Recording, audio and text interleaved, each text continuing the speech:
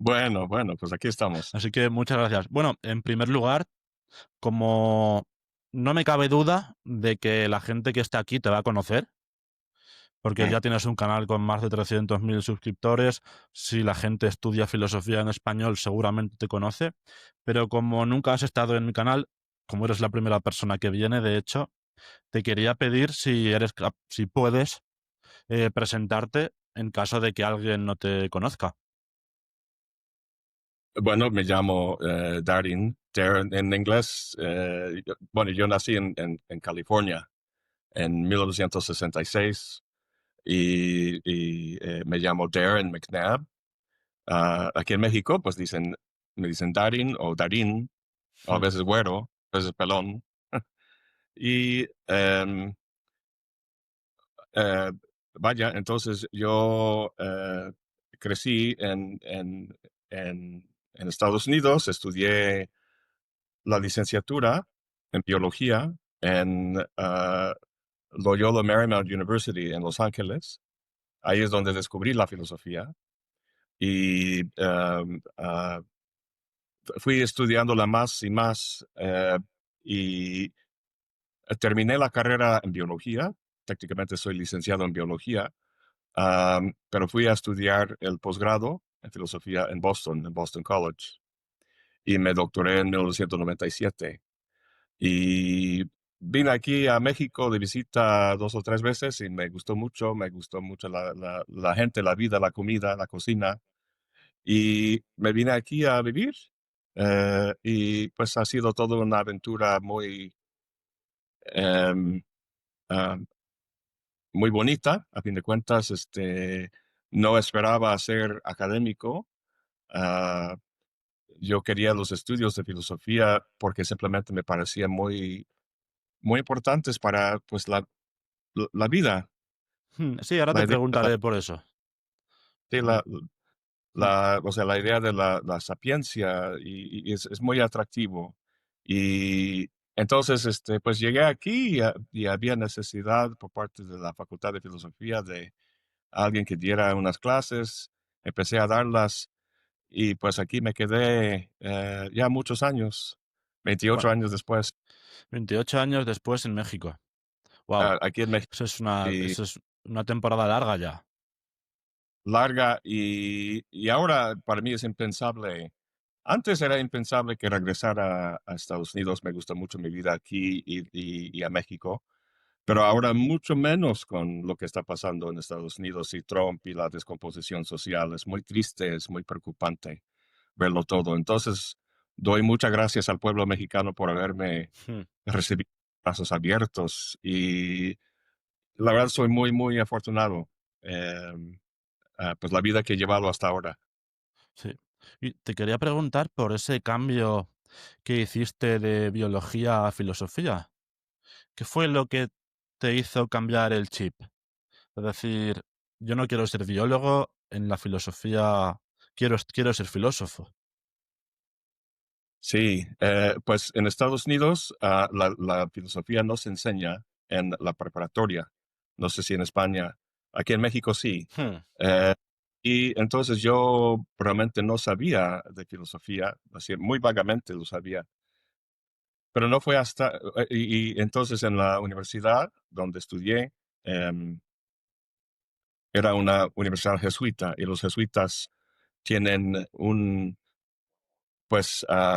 filosofía, precisamente una filosofía educativa, que pues quieren que todos los alumnos, independientemente de sus estudios principales, tengan una educación redonda.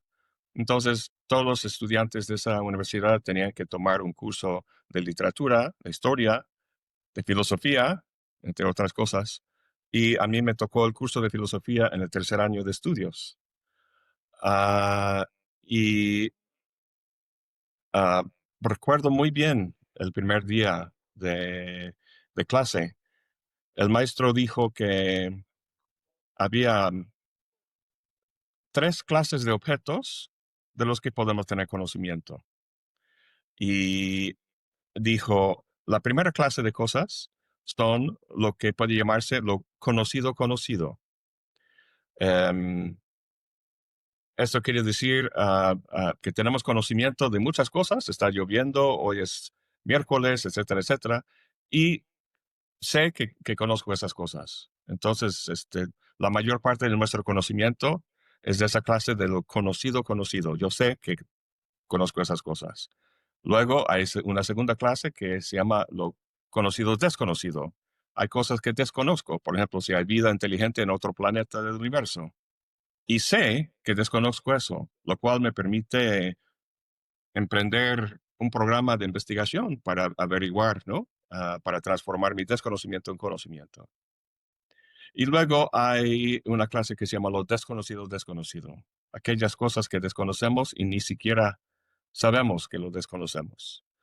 Eh, como los antiguos egipcios no tenían la más remota idea de la física cuántica, por ejemplo. O sea, desconocían su desconocimiento. Y esta idea me picó mucho. Le dije, ¿cuáles son las cosas que desconozco y ni sé que conozco? Los desconozco. Y, por cierto, si buscas esta información en línea, si pones conocido o desconocido, algo por el estilo en Google, te va a llevar a una página en Wikipedia donde habla de eso y que nació con una entrevista con el secretario de Defensa bajo la presidencia de Bush, un tal Donald Rumsfeld. Y no es cierto. Eso se introdujo en una conferencia que dio el filósofo canadiense Bernard Lonergan en 1959. Y entonces he querido poner en esa página de Wikipedia esa información para corregirlo, pero resulta que es bastante difícil. No sé si tú has editado una página de Wikipedia, pero resulta que es bastante difícil. No he podido. En Sé que fin, se puede una nota hacer, al pie. pero creo que nunca me he atrevido a hacerlo. Tampoco, no, Bueno, no tengo nada que añadir de momento a la Wikipedia, bueno, en este entonces. caso tengo un verdadero conocimiento que la gente no sabe, al menos los que han hecho esa página. Y no, y, en fin, pero esa idea de lo desconocido, desconocido me llamó mucho la atención. Y entonces, yo decidí, pues, seguir los estudios de filosofía. Yo quería saber más, porque me di cuenta que en el campo de la filosofía había mucho que desconocía. Y pues simplemente era el amor al saber. Y, Sí, y sí. No, es curioso porque a mí me pasó algo parecido. Yo también empecé en otra carrera, Derecho y Economía. Vi que mm, no era lo mío realmente. Eh, de hecho, yo me metí a Economía pensando que iba a estudiar más a Marx. Eh, Todo lo contrario. Eh, mm, claro. todo, todo lo contrario. Eran clases de adoctrinamiento neoliberal, una detrás de otra. Pero así que dije, bueno, esto no es lo mío, vamos a estudiar filosofía, vamos a estudiar a Marx, vamos a estudiar a Hegel y, Mm, y al final pues aquí me he acabado quedando. muy bien. Es lo típico que no Oye, te te lo cuento, recomiendan. Sí, dime, dime. te iba a contar que estoy escribiendo ahora un libro que se llama La filosofía artesanal. Y en ese libro yo cito la última parte aquí, de hecho lo tengo, Roland Barthes. Sí. Roland Barthes, un semiólogo francés, filósofo francés muy famoso. Y Ujú, él fue aceptado, inducido al Colegio de Francia. En su disertación inaugural, dice, al final de esa disertación, dice, hay una época cuando en la vida intelectual, cuando enseñamos lo que sabemos. ujú, Luego llega otra época, posteriormente, donde enseñamos lo que no sabemos. Dice, eso se llama la investigación. Entonces, si te das cuenta, está repitiendo las primeras dos clases de objetos. Enseñamos lo que sabemos, eso es lo conocido, conocido. Y ujú. luego enseñamos lo que no sabemos. Eso es lo conocido, desconocido. Y luego dice, llega una tercera época en la que estoy iniciando ahora, que tiene que ver con el olvido de eso, el desaprendizaje. Y él lo llama sapiencia y habla de varias características. Y para mí esto cae perfectamente bien en lo desconocido, desconocido. Entonces Sí, estaba yo trabajando Ujú. explicando, digamos, esa parte de su disertación en términos de Sí. de esa Ahora, cosa. ahora te preguntaré por lo que estás haciendo actualmente, porque entre otras cosas te quería preguntar por tu comentario sobre diferencia y repetición, que es lo sobre todo hemos venido aquí a hablar de Deleuze. Y luego más adelante te quería preguntar sobre las cosas que estás escribiendo ahora, cuando lleguemos a la parte de Deleuze. Y ahora te quería Muy preguntar también sobre cómo evolucionaron tus curiosidades en el campo de la filosofía, porque me consta que tu tesis doctoral, si no recuerdo mal, trataba sobre Charles Sanders Peirce y, sin embargo, ahora estamos hablando de Deleuze.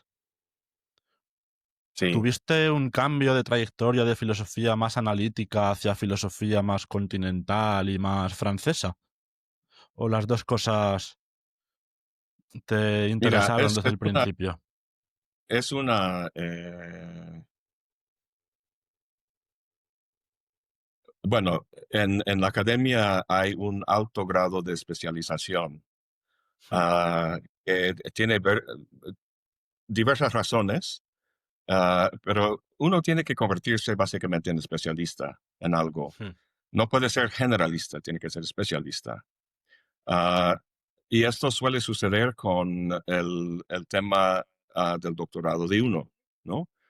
Entonces, yo estudié en una universidad, Boston College, es una universidad que le llaman continental, de la filosofía continental, ¿no? De Europa, Francia, Alemania, etcétera, etcétera.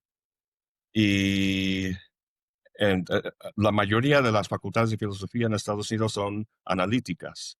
Y a mí no me llamaba la atención realmente eso. Sin embargo, terminé trabajando mi tesis doctoral sobre un famoso lógico, Charles Sanders Peirce.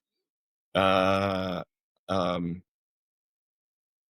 eh, Sin embargo,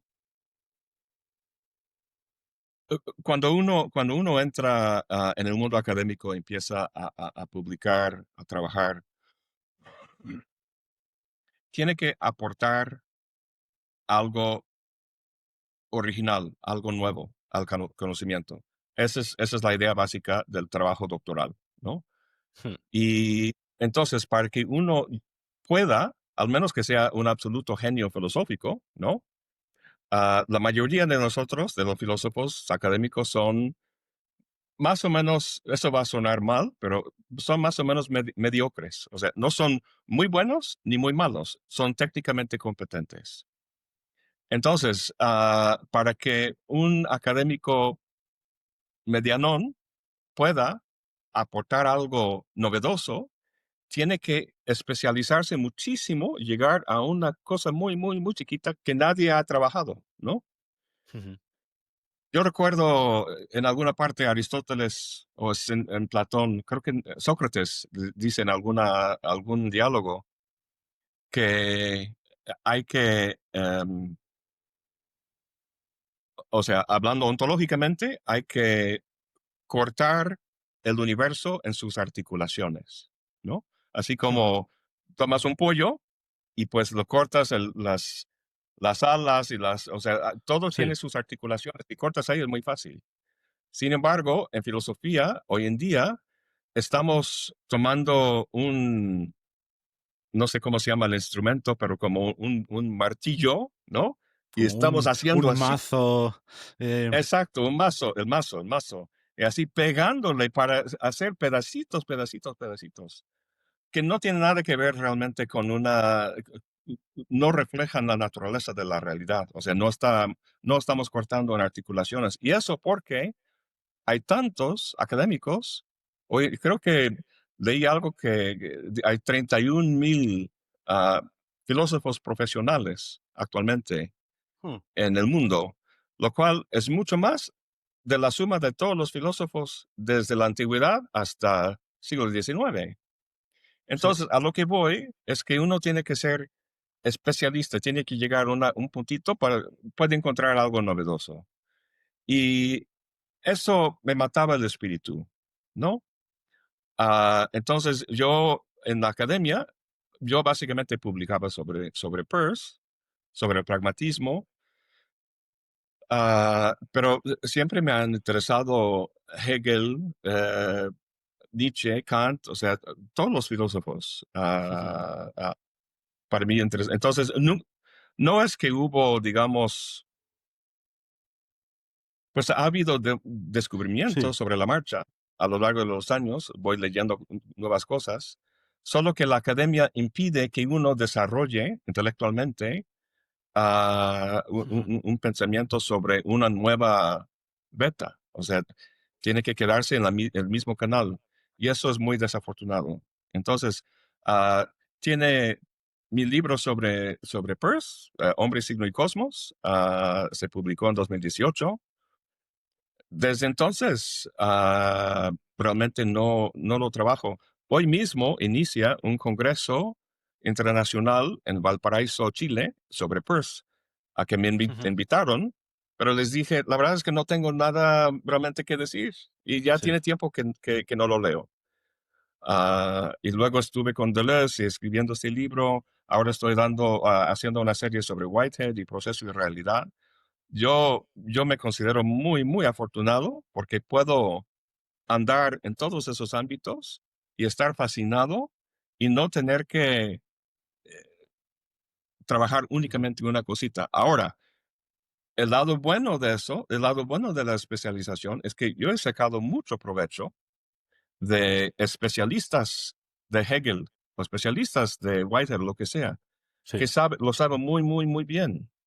Mm. Y entonces alguien que se dedica toda su vida intelectual a volverse experto en ese aspecto de ese filósofo, rinde frutos, pero al mismo tiempo lo veo como una limitación a una vida filosófica plena, ¿no? Sí. Entonces, digamos que al final la decisión de estudiar a Charles Sanders Peirce fue una cuestión pragmática, pero que quizás, digamos que tu corazón está en cosas, en los temas más grandes de la filosofía, no solo en ese punto concreto que es la filosofía de Charles Sanders Peirce. Mi decisión de estudiar a Charles Sanders Peirce fue totalmente aleatoria y de hecho amorosa. Yo trabajaba en una librería y a mí me gustaba una persona que trabajaba ahí y esa persona sabía que yo estudiaba filosofía y un día me da un libro de los ensayos de Peirce y me dice, oye, Darin, checa ese libro, yo creo que eso te podría interesar. Entonces yo, así como, me, me miró, ¿no? Me dio la mirada y entonces yo quería complacerlo.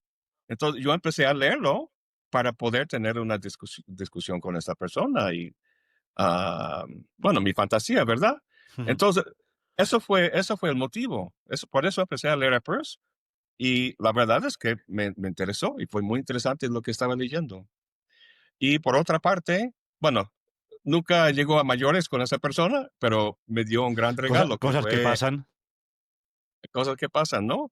Entonces, es algo muy curioso. Si tú tomas 50 filósofos académicos, todos estudian diferentes autores, ideas, ah, lo Mm, que sea, ¿no? Como Y mucho a la dos pregunta es, filósofos o tres, sí. Normalmente, ¿cómo es, ahora que estoy cómo es que estudiando a uno llega? Hegel Pues, y veo a a ver, especialistas, veo que igual han publicado en toda su vida, igual ya tienen 80 años, son ya mayores, han publicado 10 libros de Hegel, uno de Nietzsche y uno de Heidegger, por ejemplo. La mayoría mira, son, la mayoría son cosas así. Mm.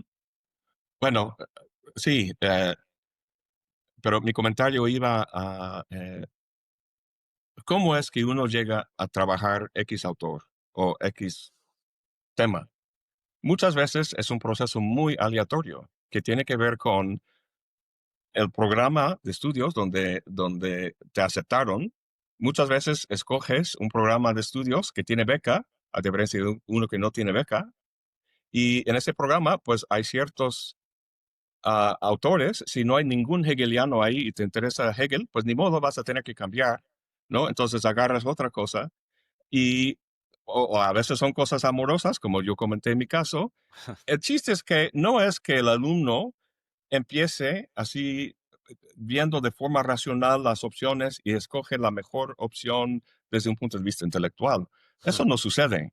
Es mucho más aleatorio y caótico. Entonces, uno llega a ser especialista en X tema como si se tratara de la absoluta verdad y no reconoce que las raíces de esa posición no tienen nada que ver con una consideración de la verdad o cuestiones intelectuales. Para Mm, mí eso siempre ha sido un dato curioso. sí. Y dejando de lado la parte más académica, te quería preguntar también por tu vida como youtuber. ¿Cómo surge la fonda filosófica? Pues surgió hace muchos años, en 2011, estaba yo dando ah, dos cursos en la licenciatura, Estética y Filosofía Política, y, y estaba esa cosa, bueno, no sé en qué año empezó YouTube, pero era relativamente como nuevo y, y simplemente pensaba que sería interesante que los alumnos que a veces no podían asistir a clase tuvieran otro recurso para su formación, ¿no? Entonces, si no pudieran venir a cierta clase, pues ahí había un video. Entonces yo empecé a hacer videos, también por una cuestión personal de ver si lo podía hacer, ¿no? Era como un reto. Hmm, Y entonces empecé a hacer videos sobre las temáticas de los cursos que daba. Y, y yo no pensaba, o sea, en ese momento no existía el concepto de YouTuber, ni de influencer y esas cosas. Yo simplemente pensaba que, pues, mis alumnos serían los que aprovecharían esos videos. Y pues poco a poco empezó a crecer, hacía yo cada vez más videos y a más suscriptores, así poco a poco. Y llegó a ser algo que yo no esperaba. Eh, yo jamás pensaba que pues estaría yo en esa posición hmm, de tener un canal exitoso. No era mi intención de ninguna manera hmm, convertirme en youtuber, simplemente sucedió. Y sucedió porque yo, en el mundo hispano, de habla hispana, yo fui de los primeros que empezó a hablar hmm, de filosofía en español. Había dos o tres más por ahí. hmm. Sí, yo recuerdo que durante muchos años, si buscabas cosas de filosofía, tu canal era el único que había. Y además eres un canal muy completo, porque lo primero que sorprende cuando entras a tu canal es que hay muchos libros comentados muy extensamente. El Antiedipo, diferencia y repetición últimamente, la fenomenología, la crítica de la razón pura, eh, Ah, de que- un montón. Y sí. lo que te quería preguntar es, ¿cómo lo haces? Porque yo he intentado hacer vídeos mucho más pequeños y me explotaba la cabeza con la cantidad de tiempo que necesitaba. Y sin embargo, tú tienes un montón de vídeos comentando temas dificilísimos. Bueno, son 14 años de trabajo, así que es simplemente cuestión de tiempo ah, y de paciencia. Y ah, bueno, sí, los temas, los libros, las ideas son difíciles. Ahora, especialmente con la serie que estoy haciendo ahora sobre Whitehead y proceso y realidad, Mm. fácilmente es el libro de filosofía más difícil que he leído en mi vida. El más difícil, Y más... Hay candidatos, ¿eh? Hay muchos candidatos. candidatos, pero a mi juicio y el juicio de muchas personas, proceso y realidad es retóricamente y conceptualmente, ah, o sea, está en el top 5 digamos. Pero Fíjate, a mi ese gusto, nunca lo había escuchado proceso y realidad en el top 5. Solía sí. escuchar... lo que yo siempre había escuchado y lo que más o menos sería mi top 3 sería como los seminarios de Lacan, Ujú. la lógica de Russell y la fenomenología del espíritu. pero Sí. nunca había escuchado a Whitehead entrar en ese top. Bueno, hay que abrir el libro y empezar a leerlo para ver. Sí, sí, Y porque luego verás. lo tengo ahí, pero no está abierto. Sí, sí, sí. En fin, entonces es es un proceso para mí muy lento, especialmente a estas alturas de la fonda. Yo hace tiempo, hace años, ya llegué yo a mi límite de conocimiento, digamos, o sea, la cosa que yo podía tratar con soltura ah, en una discusión o en video. Hace tiempo yo llegué al límite, ya no había más cosas que yo podía discutir de forma así como maestro, ¿no? Sí. Entonces, a partir de ese momento, que empezó básicamente con la serie sobre la ética de Spinoza, eh, eh, estaba yo releyendo y también leyendo comentarios y otras obras sobre estas famosas obras para poder hacer los videos. Entonces escribo, la primera cosa que hago cuando hago un video es escribo el guión. Todo lo que digo en el video está ahí en el guión. Y entonces aseguro primero que esté así en la mejor condición posible, tanto retórica como conceptualmente y didácticamente. Y yo quisiera, hay muchos canales de diferentes temas donde la gente habla en voz alta de forma extemporánea sobre X tema, lo cual tiene su virtud y que me gusta mucho. Ah, Me da cosa hacer eso en la fonda. O sea, todo lo que digo en la fonda está dicho leyendo un teleprompter, ¿no? Hmm. Entonces, escribo mi guión y estoy leyendo ese guión cuando hago el video. Y lo hago así porque muchas veces llego a partes muy complicadas, intrincadas, y no quiero perder ninguna parte del hilo de la Hmm. argumentación, ¿no? Entonces, de esa forma puedo asegurar que todo esté ahí de la mejor forma posible. Y entonces, el proceso de hacer los videos es simplemente, em, sí son difíciles y son muchos videos, pero es mucho tiempo y es paciencia. Y también es el hecho de que cuando empecé el canal, yo era un profesor de tiempo completo en la Universidad Veracruzana, entonces yo tenía un ingreso mensual. No dependía yo del canal. Hace unos años decidí renunciar a mi plaza y salir del mundo académico, entonces ya no recibo ese ingreso. Me llegan algunos donativos de gente que ve el canal, pero no monetizo el canal, no dependo del canal para que Mm, yo viva. ¿No lo monetizas? No, no, No no, tenía... no. Si te das cuenta, nunca aparece ¿cómo se llama? ¿Cómo se llaman las ningún cosas? anuncio. Un anuncio, ningún anuncio aparece. Lo apago, digamos, en el proceso de hacer el video, me da la opción Sí. de prender la monetización o apagarlo y lo apago. Por cuestiones que he explicado en otro video, me da más independencia, digo, y, y vaya, para mí, si monetizo el canal, em, eso va a influir en las decisiones que tomo acerca de los temas que trato. Entonces, si de repente un tema recibe muchas visualizaciones, eh, si hago un video sobre Zizek, por ejemplo, Sí. puede ser muy popular. Y luego, si de repente quiero hacer un video sobre Duns Scoto, que no es nada popular, pues voy a pensar, no va a recibir las visualizaciones y no me va a llegar la misma cantidad de dinero de YouTube, entonces mejor no hago nada sobre Duns Scoto y sigo con Lacan o alguien más así. Sí. Entonces, el chiste es que simplemente, y además, el sistema de monetización, el sistema monitoreando, em,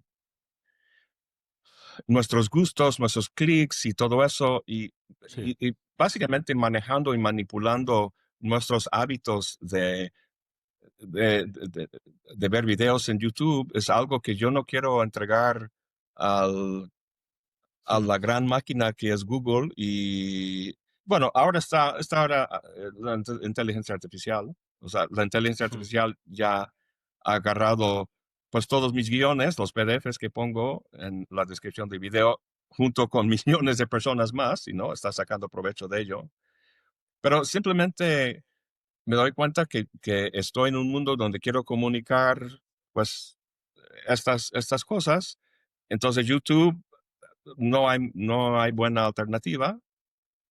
Sin embargo, yo quiero desligarme en la medida posible de los efectos negativos que representan las redes sociales, los algoritmos y la manipulación que lleva a cabo los tech bros, ¿no? mm. Que me parece nefasto pues sí, peligroso. Entonces, por eso no monetizo. Yo he escuchado alguna vez acerca de otra persona, no sé si te suena el canal de YouTube, es de habla inglesa, que se llama PhilosophyTube. La lleva... No, Es un canal bastante grande, de 1,5 millones de suscriptores, que hace vídeos de filosofía con un toque más teatral. Y una vez escuché que una persona le criticaba por decir que estaba mercantilizando la filosofía, haciendo de la ah, filosofía un objeto de consumo. No sé si estoy de acuerdo realmente, porque la autora del canal, PhilosophyTube, parece que le tiene bastante respeto a la filosofía. ajá. ¿Tú crees que la filosofía puede llegar a convertirse en un objeto de consumo en estos días? Eh, sí, bueno, filosofía entre comillas. Es que vivimos en tiempos muy, no sé, oscuros Vivimos en o un sea, mundo en cuando, llamas, ¿no? pues el mundo en llamas, no quiero hacer toda una lista y volverme ah, así muy negativo y todo eso. El chiste es que cuando yo empecé a estudiar filosofía, yo no tenía sensación sobre el entorno del mundo y todo.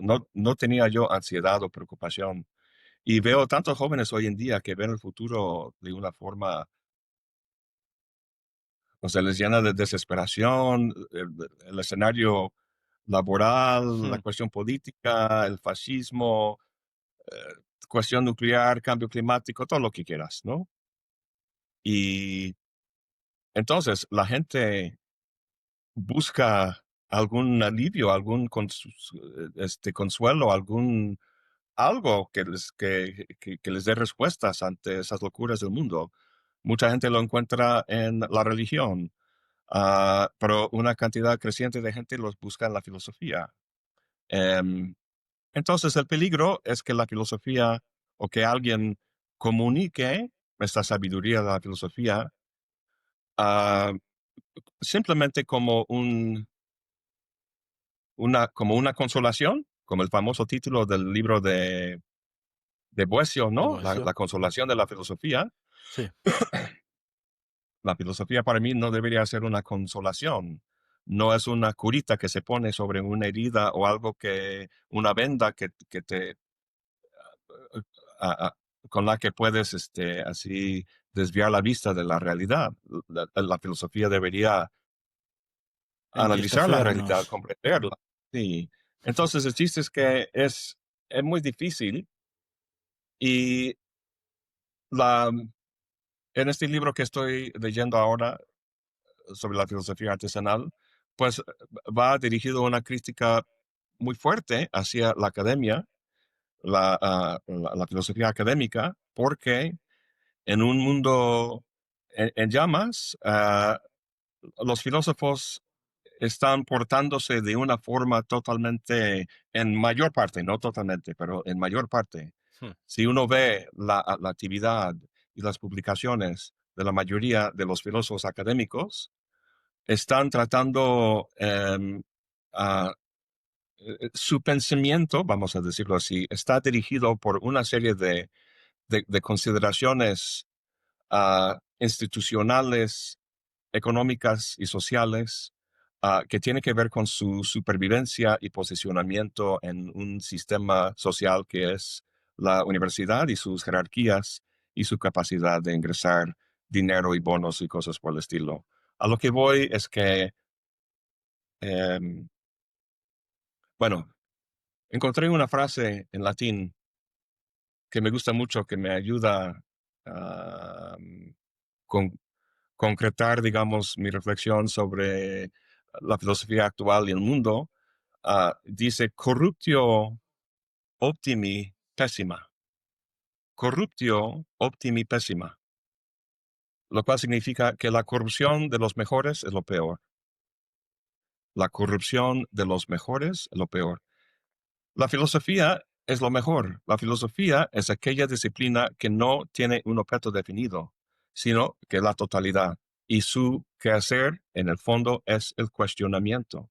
Cuestionar, no aceptar X o Y simplemente porque es la tradición, es así están las cosas, etcétera, etcétera.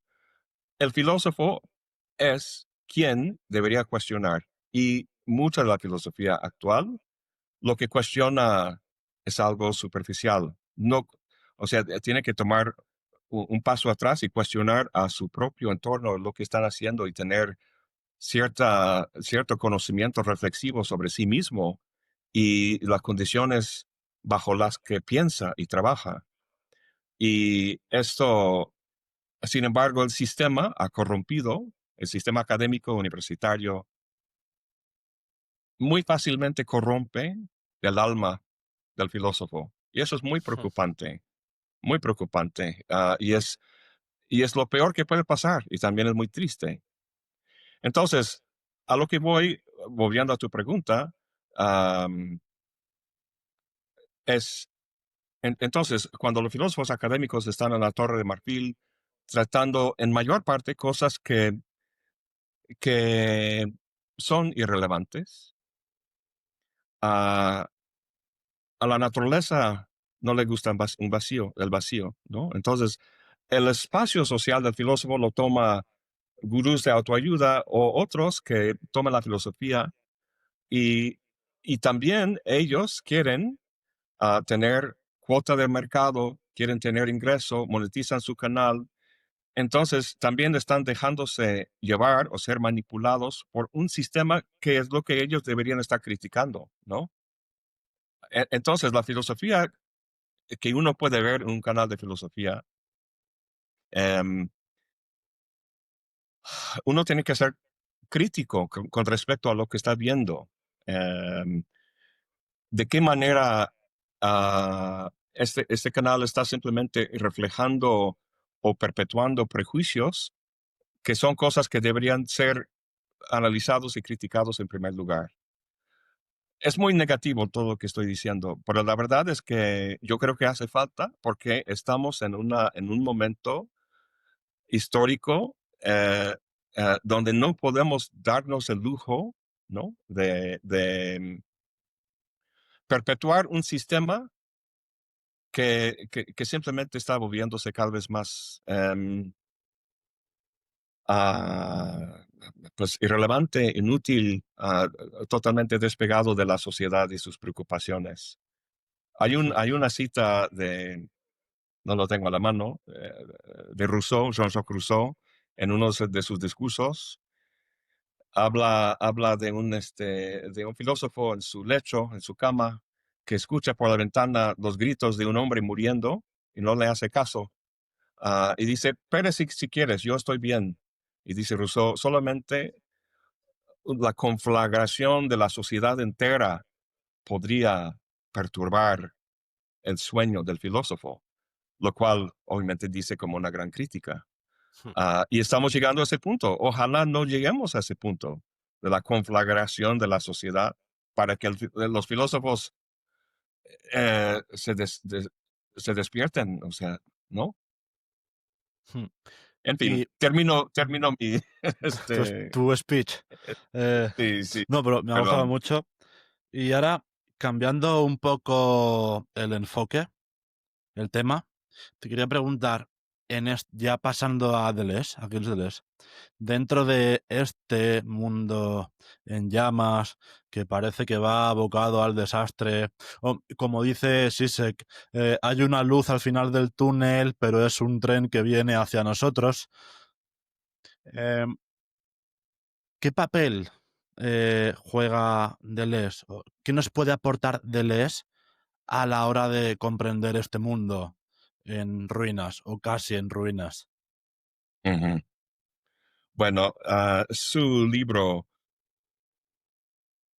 El Antiedipo, sería quizá uno de los libros mejor posicionados para responder esta cuestión de la relevancia de la filosofía con el mundo. Porque trata básicamente de la política y la forma en que el deseo humano es atrapado por diferentes mecanismos, tanto socioeconómicas como psicológicas. Ahí critica a Freud y el complejo del Edipo y esas cuestiones. Y concibe el deseo de una forma basada en Nietzsche, pero de una forma novedosa, ah, que, eh, que puede, a través del cual podemos entender la digamos, la construcción o conformación de nuevas posibilidades a través de haciendo diferentes conexiones o contactos del deseo con diferentes objetos. Y esos son los, ¿cómo se llama en filosofía? Los, no andamiajes, sino estructura, no recuerdo el Sí, nombre. sí, no, rizomas quizás es la palabra, No, no, ¿no? en fin. em, en, con esta crítica que hago a la filosofía académica actual, o sea, no quiero decir que la filosofía únicamente debería abocarse a cuestiones políticas, cosas que están pasando en este momento. O sea, nunca quisiera restringir la reflexión filosófica por criterios externos, ¿no? Es algo que debería salir de la curiosidad y demás cosas. De esa forma jamás habríamos tenido mucho de la filosofía que tenemos, ¿no? Entonces, eso por un lado. Y por el otro, independientemente de la manera en que una filosofía u otra puede responder a problemas con la sociedad, lo que sí hace falta es una forma de, de, de cuestionar y cambiar los presupuestos que trabajamos nosotros, intelectuales en general y los filósofos en particular, cuando pensamos. Em, y eso, para mí, eso es una de las cosas más valiosas del pensamiento de Deleuze. Cuando lo leo, mi mente se siente como si efervesciente, como si las ideas estuvieran así eh, eh, saliendo de mi cabeza, así Sí, como cuando el agua hierve, ¿no? En la estufa. sí. Que tiene un sentido como Y provocativo, ¿no? muy Digamos. provocativo, pero no de forma gratuita. Deleuze entiende el trabajo de la filosofía como la creación de conceptos. Sí. Y una cosa que valoro mucho de su pensamiento es que no agarra a un filósofo para desdeñarlo y desacreditarlo y decir que eso no vale. Tiene muchos libros sobre diversos filósofos. Hume, Leibniz, Kant, Nietzsche, muchos filósofos. Y siempre lo que está haciendo ahí es viendo cómo funciona el esquema conceptual que tienen, ¿no? Es cualquier sistema filosófico de un gran libro, sea la fenomenología o lo que sea, es como una constelación de estrellas en el cielo, ¿no? Donde las estrellas son conceptos y los conceptos guardan ciertas relaciones con otros conceptos. Y ese conjunto tiene cierto efecto y produce cierta forma de abordar las cosas y entender las cosas. Si cambiamos esos conceptos y hacemos nuevas conexiones, el panorama cambia.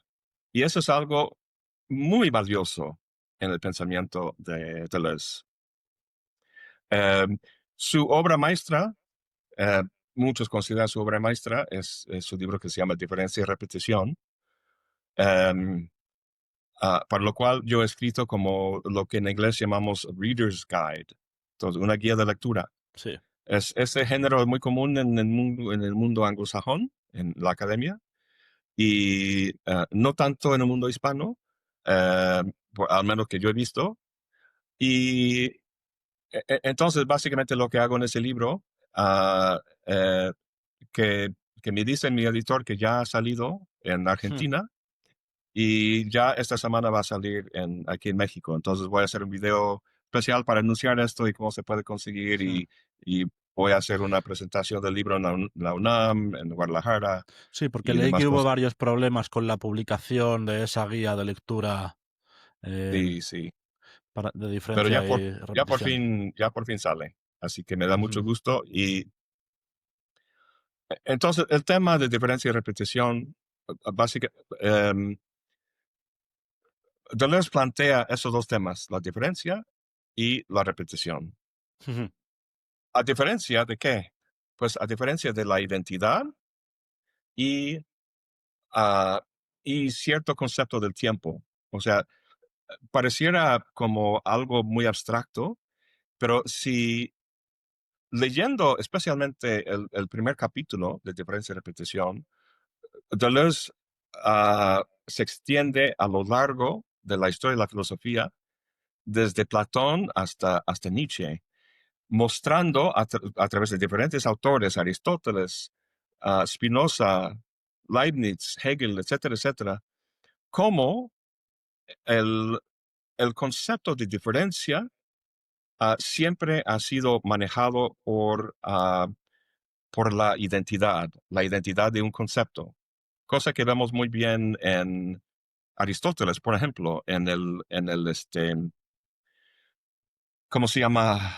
El árbol, el árbol claro, el de árbol de Porfirio. Porfirio. Sí, sí, sí. Donde se va del ser hasta los individuos como Sí. Sócrates y Platón, sí. Entonces, hay bajando del ser general a Sócrates, hay una serie de De especificaciones especies. precisamente que hace, ¿no? Hay un género, el género animal, y luego se corta ese género y se crea una especie que es la especie humana, a diferencia de todos los demás animales. Y la diferencia, entonces el chiste, que la diferencia entre la especie humana y los demás es simplemente una diferencia conceptual, está regido por el concepto. Eso se ve en Platón, ¿no? Hmm, Las ideas son el modelo, las cosas en la Tierra son copias, y luego las copias falsas son simulacros. Tenemos modelo, copia, simulacro. A lo largo de la historia de la filosofía, en gran mayor parte, como Deleuze muestra con mucha maestría, eh, los conceptos, nuestro pensamiento, nuestra comprensión de la realidad siempre está regido por la identidad de un concepto. Y lo que busca para la diferencia es que una diferencia no sea simplemente una diferencia entre dos cosas, una diferencia conceptual, sino ujú. que la diferencia tenga su propio concepto, que la diferencia, o sea, básicamente lo que está haciendo es que está tratando de pasar de un mundo concebido en términos del ser a un mundo concebido en términos del devenir. Nietzsche es el gran precedente, Sí. el gran Mm. antecedente más bien, en esta En este concepción. sentido. Sí, o En sea, ese sentido. corrígeme si yo cuando estuve pensando en esto, viendo tus vídeos y tal, para prepararme la entrevista, lo que entendía, por explicarlo un poco de otra forma, que cuando nosotros como sujetos interactuamos con la realidad, entendemos la realidad normalmente en términos de cosas, con sus conceptos, estáticas, separadas. Por ejemplo, voy por la calle, veo aquí hay un coche blanco y detrás del coche blanco hay un coche rojo. Y a la derecha está una puerta, un árbol, y voy considerando la realidad en términos de cosas. Pero Deleuze lo que nos quiere decir es que esto no es lo importante, esto es secundario. ¿Me equivoco? Bueno, tenemos una experiencia empírica del mundo a nuestro alrededor. Y la pregunta es cómo comprendemos eso. Lo podemos comprender como una expresión de una realidad trascendente platónica, ¿no? O Ajá. sea, sabemos que las ideas de Platón en Aristóteles se convirtió en la forma sustancial. Luego en el cristianismo, Dios jugaba ese papel, ¿no? De las ideas de Platón. En Hegel es el espíritu absoluto, la concepción de la totalidad, lo absoluto. En, en, en, en diferentes filósofos encontramos que esa cosa detrás del coche blanco, del edificio por aquí, las plantas, etcétera, pues es lo que en términos muy abstractos Deleuze llama una identidad. Y lo que pregunta es, lo que tematiza con mucho más detalle que Nietzsche es la pregunta que hizo Nietzsche. Dijo, ¿qué tal si en vez de, de una identidad como Dios o la idea o lo que sea, lo que hay es un sistema de diferencias?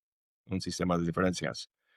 Ah, Leibniz, eh, Deleuze está muy influido por Leibniz, porque Leibniz es uno de los co-creadores del cálculo diferencial, ¿no?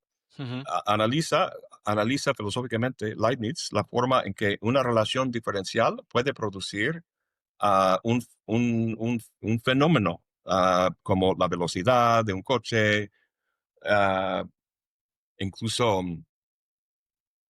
tiene ejemplos la percepción psicológica. Si uno que me gusta mucho y que lo ilustra bien es imagínate un polvo muy fino, un polvo verde. Em, si tomas un polvo azul y un polvo amarillo y mezclas los dos muy bien, entonces lo que vas a ver es un polvo verde. Creo que así es la combinación de los colores, ¿no? Pero Supongo. sí, vamos a suponer, si, si te reduces así muy chiquito y vas al nivel y ves con un microscopio o una lupa el polvo, lo que vas a ver son partículas amarillas y partículas azules. Azules. Entonces, si estás así de chiquito, si vas agrandándote, va a llegar un punto en el que la relación diferencial entre esas partículas produce un nuevo fenómeno que es verde, la percepción de verde. Entonces, debajo de lo que vemos, lo verde, no está la idea del verde, sino Ujú. una relación diferencial. Eso es un poco... El Deleuze núcleo. Deleuze extiende esa dinámica, esa estructura a muchos, muchos fenómenos. Entonces, en los primeros dos capítulos, estudia la diferencia y luego la repetición. La repetición tiene que ver con la cuestión del tiempo. La Mm. repetición se ha entendido tradicionalmente como la diferencia sobre el tiempo, ¿no? Es decir, repetimos algo cuando decimos la misma cosa en dos momentos distintos. Esto también está regido por una cuestión de identidad. Y lo que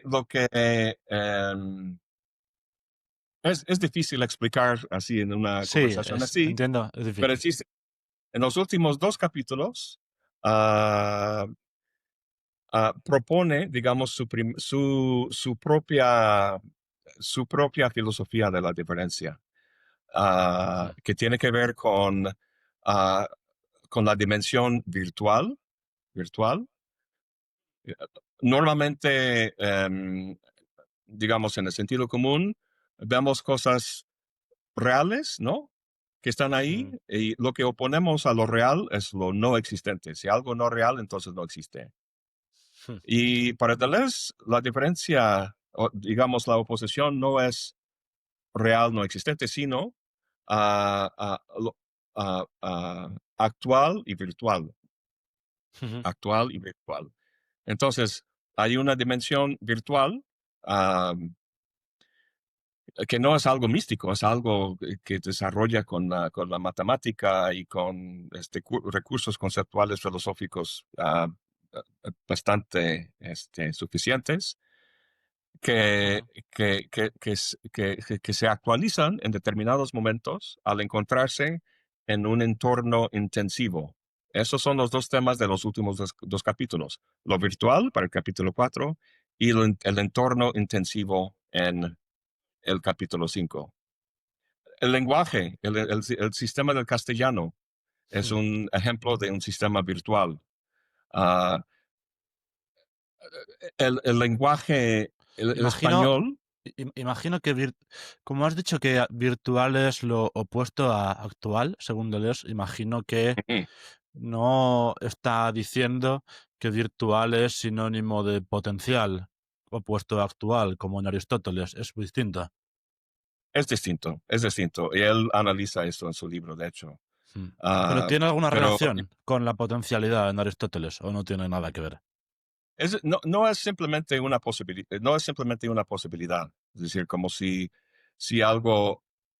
algo posible llega simplemente a arroparse con el predicado de la existencia.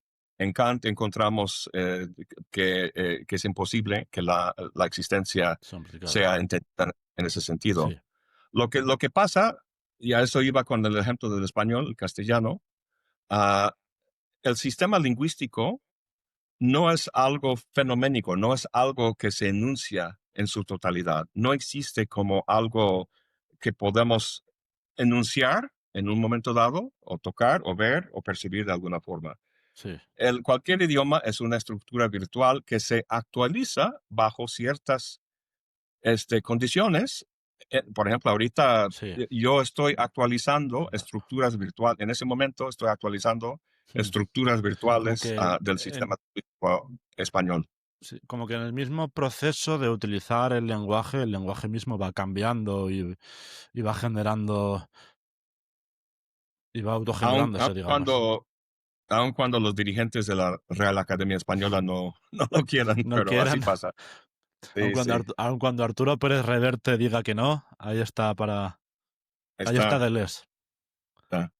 Entonces, el chiste es que Deleuze, de una forma bastante maravillosamente magistral, eh, muestra, ah, o sea, toma muchas cosas que tomaron el sentido común y muestra sus problemas y plantea otra forma de verlo que es mucho más, tiene mucho más sentido, mayor alcance, ah, y no es algo que esencialmente abandona a lo largo de su vida intelectual. Otro aspecto importante de Deleuze es la cuestión de la inmanencia, que toma tanto de Spinoza como de Nietzsche. Pero Spinoza, o sea, siempre en nuestras filosofías, casi siempre, pues si hay algo que está rigiendo a la naturaleza de las cosas, esa cosa es trascendente, ¿no? Sean las ideas platónicas en un mundo inteligible, sea Dios, sea el sujeto trascendental de Kant, podríamos hacer la lista, ¿no? Y para Deleuze, junto con Nietzsche y Spinoza, rechaza esa trascendencia, ese dualismo, y construye lo que llama su plano de inmanencia, que en el caso de Spinoza simplemente es la totalidad, el Sí, universo la sustancia o como Dios, realidad. es una sola sustancia. Y entonces, eso es un aspecto muy importante en su pensamiento, rechazar Ujú, esas cosas trascendentes. Sí. ujú. Pues ahí lo llevan. Para el que quiera adentrarse en Deleuze, ahí lo tiene. Una pequeña introducción a diferencia y repetición. Eh, Te quería preguntar, ¿por dónde podemos empezar a leer a Deleuze? Quizás entrar directamente por diferencia y repeticiones es demasiado. Sí, yo de hecho, ah, a lo mejor sería interesante empezar con las entrevistas que le hicieron. Creo que, em, no recuerdo los nombres que han puesto, Islas Desiertas, otro libro que se llama Conversaciones, pero es una forma mucho más amena, digamos, Sí, de abordarlo. O sea, de una forma dialógica, pues va hablando de los temas. Em, yo diría, tiene un libro sobre Kant, un libro muy delgado, sí, donde trata las tres críticas de una forma muy interesante, muy intuitiva, y ah, desenreda más bien la metáfora jurídica que utiliza Kant en sus críticas y su pensamiento en general. Y en diferencia y repetición, Kant, especialmente la tercera crítica, figura eh, ah, mucho, digamos, en su forma de, de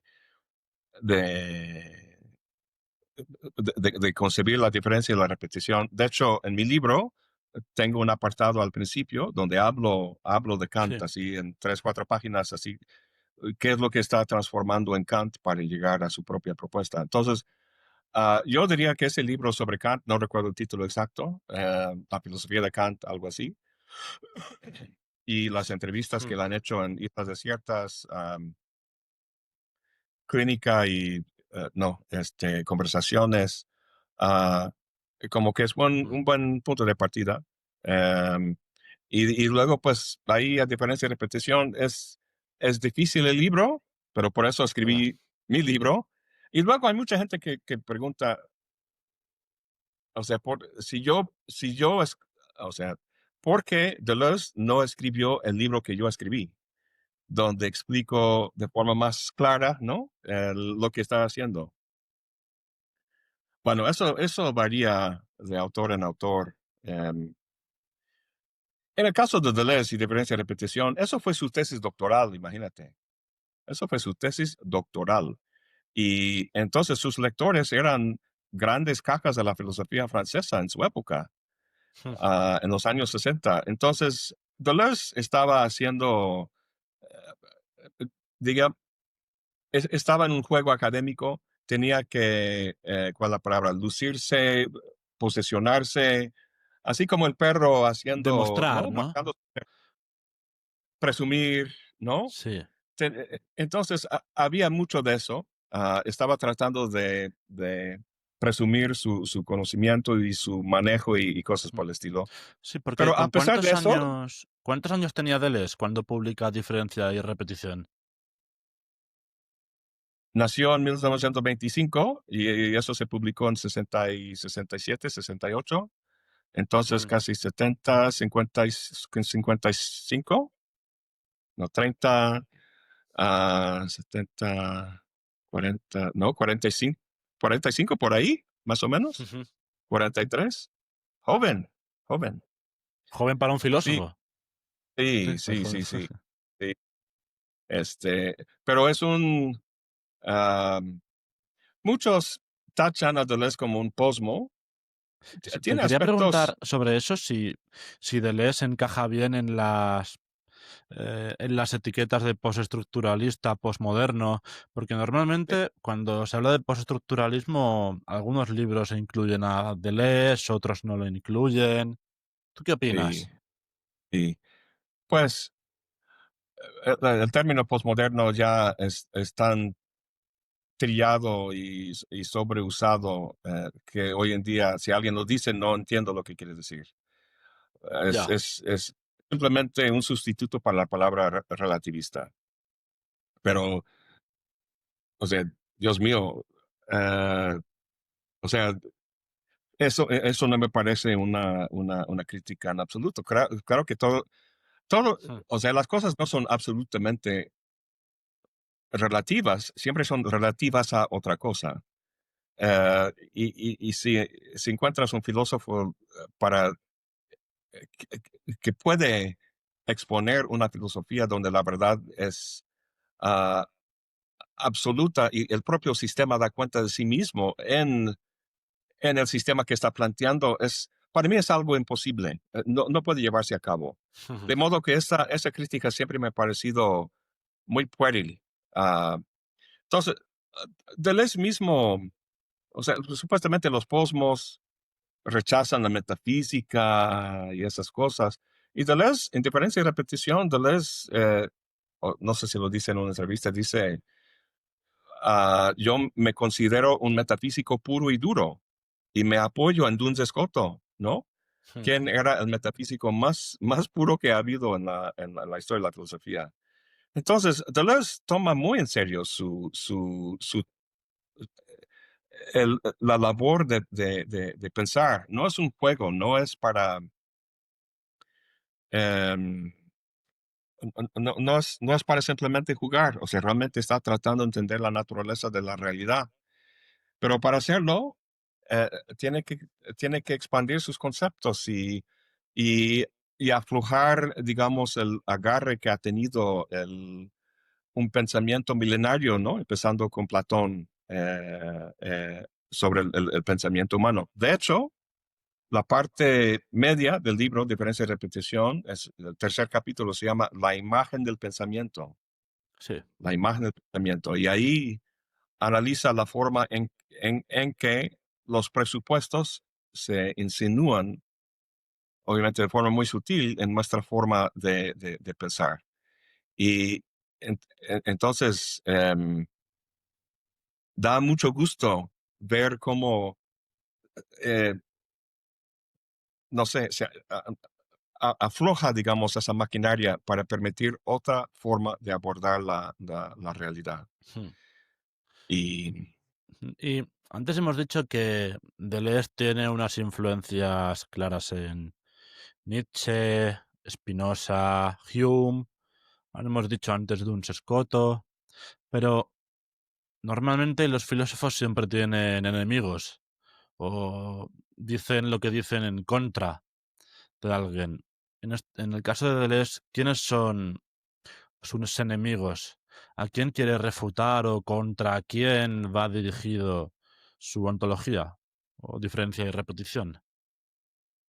Hegel, Hegel Eh, es su gran enemigo. Lo dice, Aquí lo tenemos. sí, ahí está, sí. Eh, lo dice así de frente, habla de un anti-hegelianismo generalizado.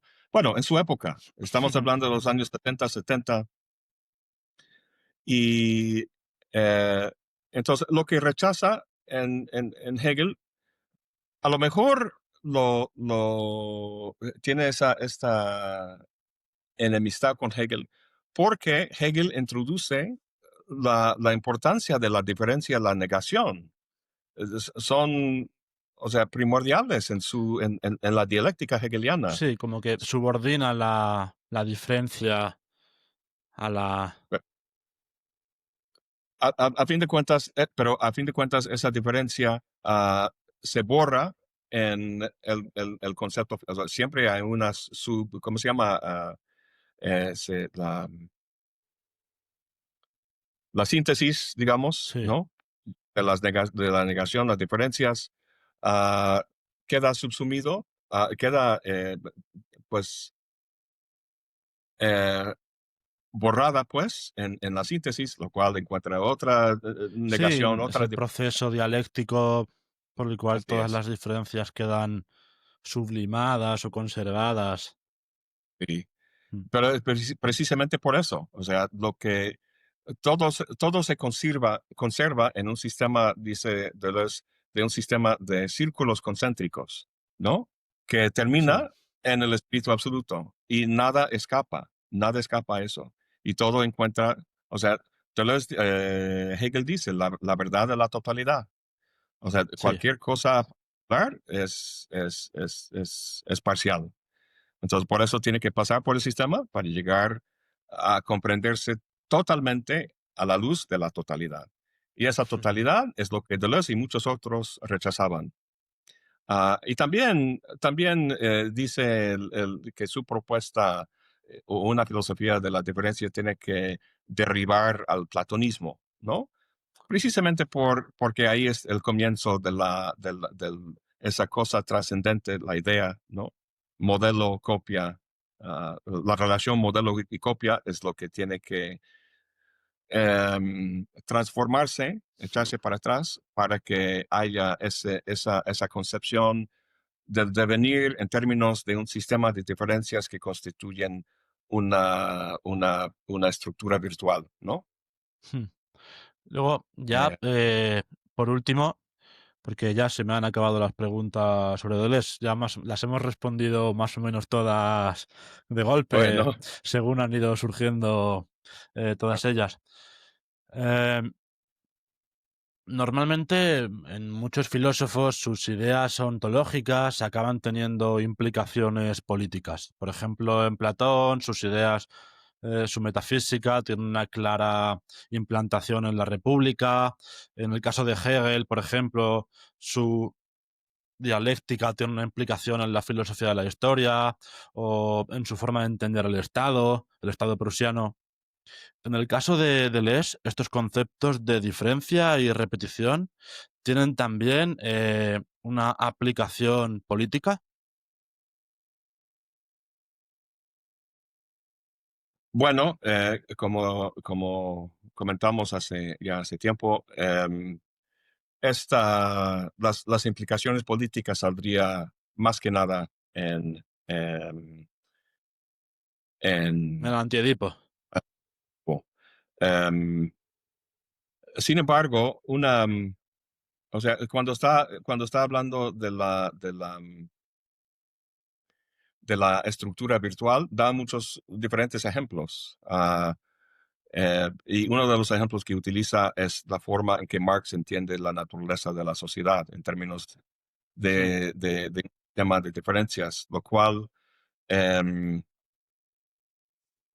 o sea, lo que se quiere cuestionar o derribar es la posición de un ejercicio de poder que viene de una sola fuente, ¿no?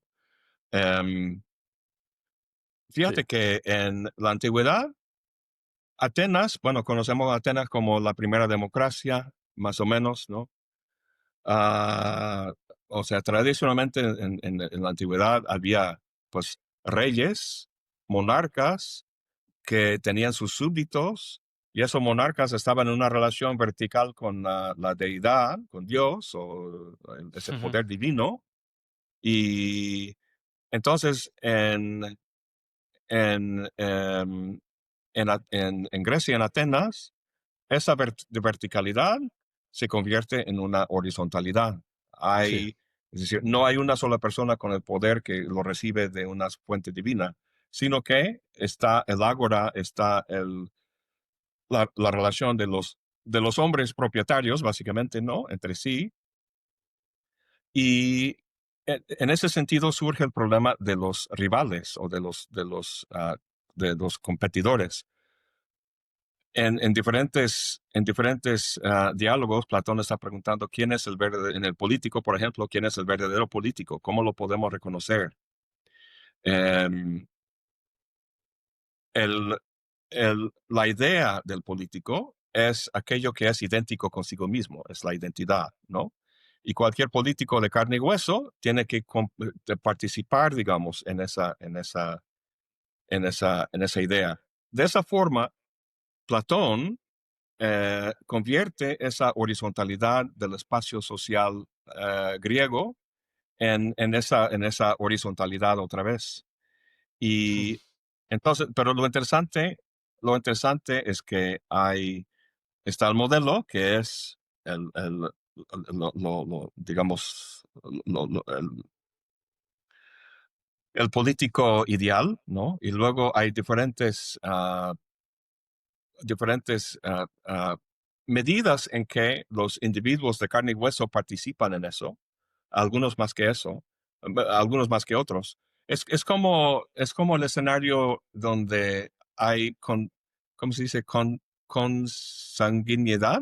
Co- Consanguinidad, sí. Sí. Entonces, imagínate que alguien legara su casa, sus terrenos, sus bienes, ¿no? A sus descendientes, Sí, sí. ¿no? Y a los descendientes, los hijos que tienen mayor no puedo decir la palabra, Consanguinidad. comparten más sangre, ¿no? Sí, Que otros, entonces uno 50%, otro 25%. Imagínate, alguien llega que no guarda ningún parentesco, ninguna sangre con el difunto y que reclama una porción. Pues eso no es para Platón una copia, sino un farsante, o lo que Platón sí. llama un simulacro, un simulacro. Hmm. Y entonces Deleuze tiene un análisis muy interesante de esa relación entre modelo, copia y luego simulacro. Eh, lo que el modelo permite es juzgar sobre estos dos. Los dos están subordinados, digamos, al control de esto. Y lo que Deleuze busca es una forma, bueno, lo que quizá podríamos llamar radicalmente democrática, donde bueno, en ese caso que acabo de describir, esa persona que es el simulacro es un farsante. No es que Deleuze promueva el engaño y que haya farsantes, eh, pero es únicamente bajo ese sistema donde ese simulacro tiene una connotación negativa. Hmm. Entonces, lo que Deleuze busca es que este simulacro, este elemento, no tenga algo que lo rija. Ese es el punto. Entonces, Sí, una política deleuziana estaría sobre la base de una diferencia radicalizada, ¿no? Em, donde básicamente está una dinámica del devenir, que es la relación entre las diferencias tal y como se da, que necesariamente tiene que tomar ciertas formas más o menos fijas, ¿no?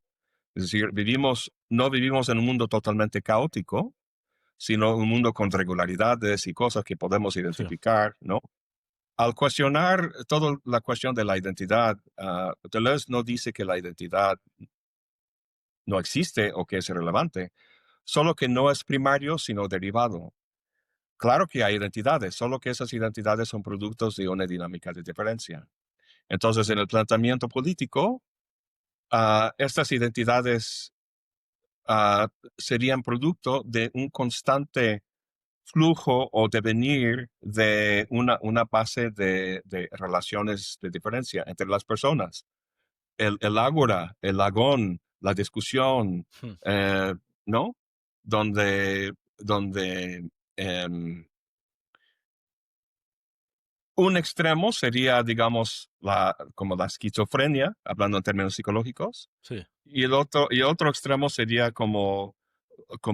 imagínate, un robot que trabajara por programación fija, ¿no? Pues entre esos dos extremos, algo intermedio pues digamos, lo que una filosofía política de Deleuze pues sí. buscaría.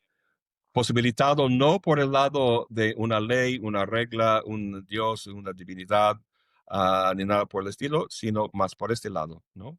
Posibilitado por una cultura de la diferencia. Hmm. Y ya por último, ya no te retengo más, que imagino que estará siendo intenso para ti explicar todo esto de golpe. Sí. Algo, Bueno, es parte de la gracia, ¿no? Intentar explicarlo así lo más sencillo posible, a ver si la sí. gente puede entenderlo, etcétera. ¿Crees que siguiendo a Deleuze podemos ser optimistas respecto a este mundo en llamas?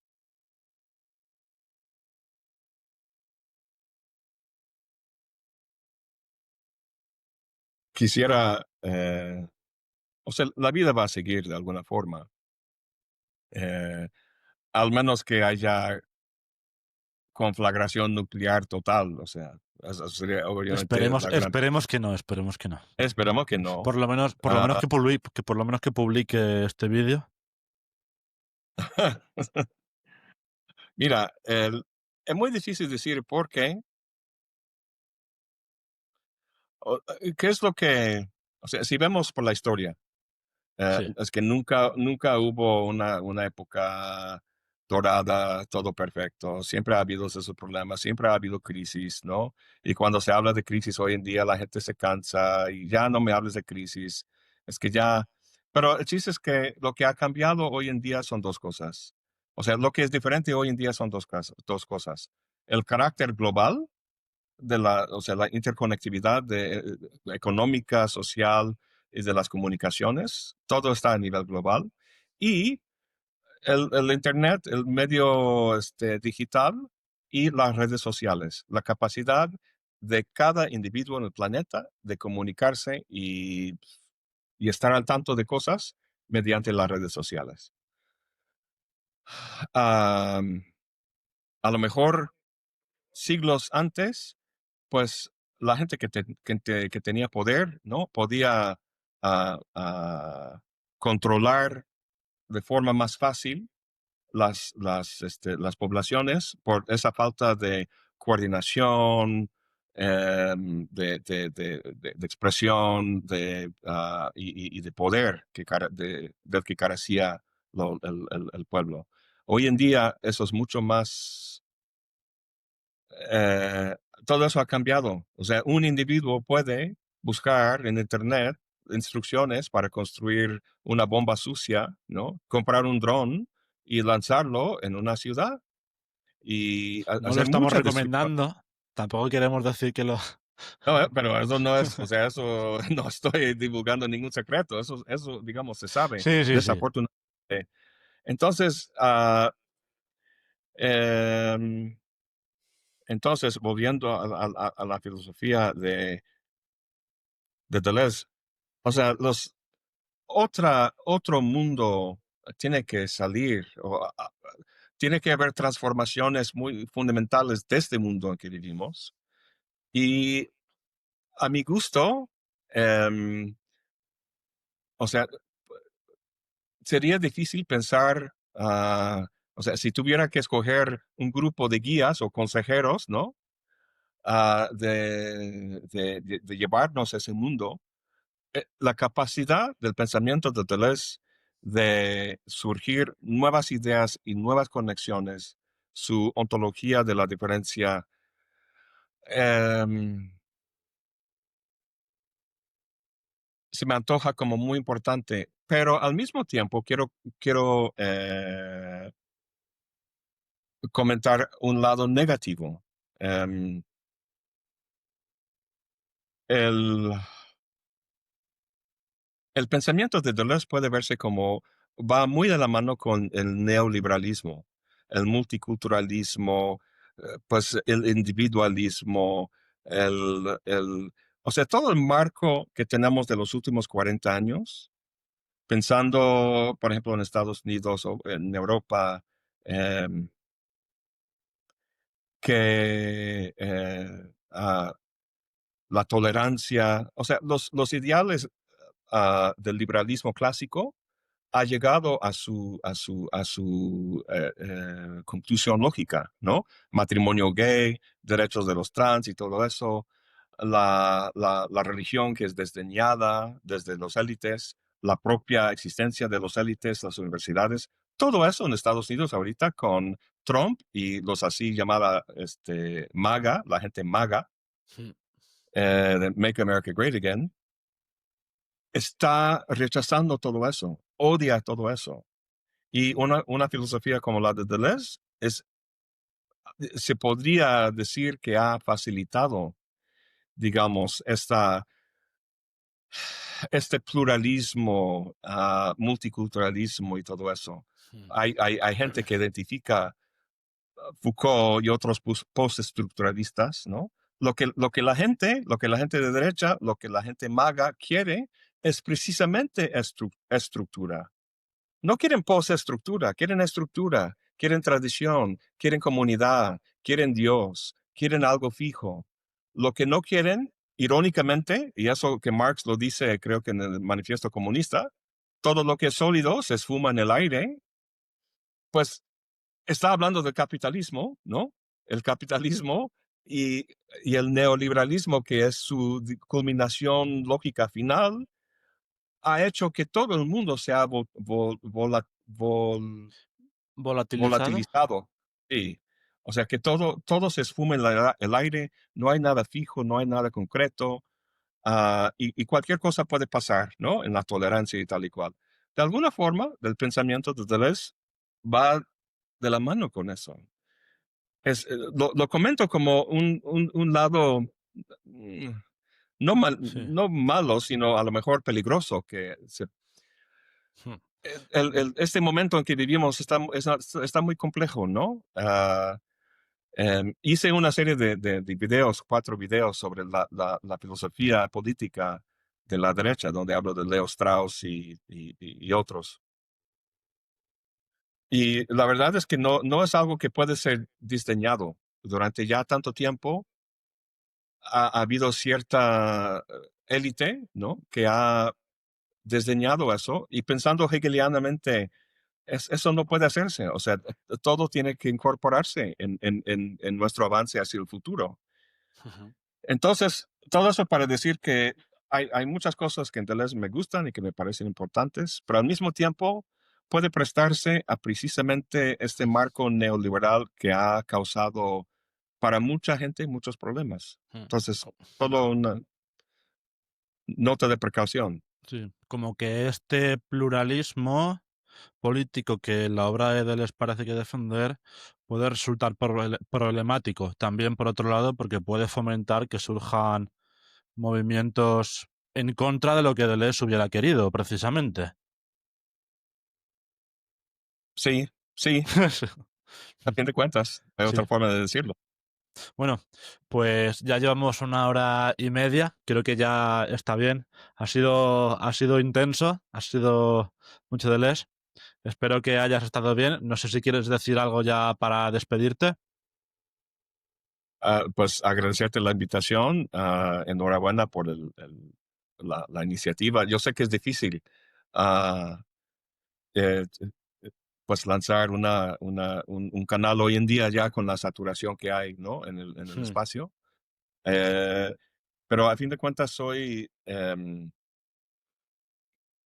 hay que ser precisamente hegeliano, ¿no? La filosofía es un reflejo de su momento y la realidad es histórica. Y entonces, aunque exista una serie de videos sobre la fenomenología del espíritu, eso no puede considerarse como algo escrito En en piedra. piedra, sí, inamovible. Es decir, el mundo, Hmm. especialmente el mundo nuestro, hoy en día, está cambiando en ciertos sentidos a una gran velocidad, en otros no, es la perpetuación de lo mismo. Ah, Sin embargo, hay mucho que pensar de nuestra realidad. Y lo que te puedo dar como consejo, y consejo a otros que quisieran empezar algo en YouTube, algún tipo de podcast, em, uno sería la paciencia, ser paciente, em, y, y no sé qué sería la otra cosa. Sería, quería decir como seguir tu corazón, ¿no? Sí. Es decir, tratar de no ser llevado o atraído por los alicientes del sistema, ¿no? Las visualizaciones, los likes y todo eso. Esto no se hace de la noche a la mañana. Es algo que requiere tiempo, dedicación, interés, amor. Y si en algún momento llegaras a pensar, ay, tengo que hacer otro video, ya no. Entonces ya ese es el momento de decir no, no seguirle, Hmm. ¿no? Si es Sí. algo que si algo que te entusiasma, te impulsa y todo eso, estás en perfectas condiciones. Hmm. Otra cuestión es si se puede ganar dinero, ¿no? Yo afortunadamente no tengo que ganar dinero, no dependo de mi canal. Y yo sé que no es la situación de la gran mayoría de los jóvenes, empezando hoy en día, por la situación laboral. Entonces, eh, bueno, con esas consideraciones, diría, pues, Mm. te deseo mucha suerte pues voy a estar al pendiente de tu canal. Muchas gracias. Precisamente lo segundo que has dicho, lo de seguir el corazón, es un poco lo que me pasó.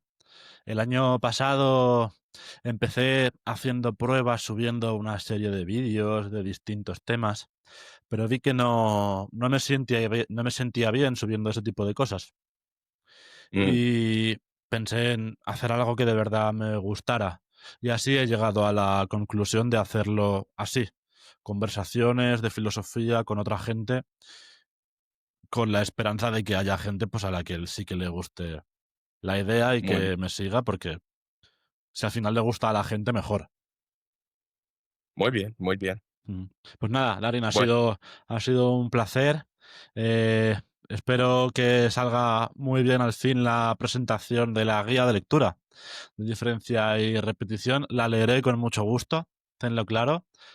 Y estás invitado a volver a venir aquí cuando quieras. Nos han quedado libros por comentar y muchas preguntas sin resolver sobre el antiedipo, sobre lógica del sentido, sobre mil mesetas, sobre Guattari, que no hemos hablado. Pero ya con 1 hora y media de diferencia y repetición tenemos suficiente. ya, muy Sí. bien. Así que muchas Bueno, muchas gracias gracias a ti. y hasta la próxima.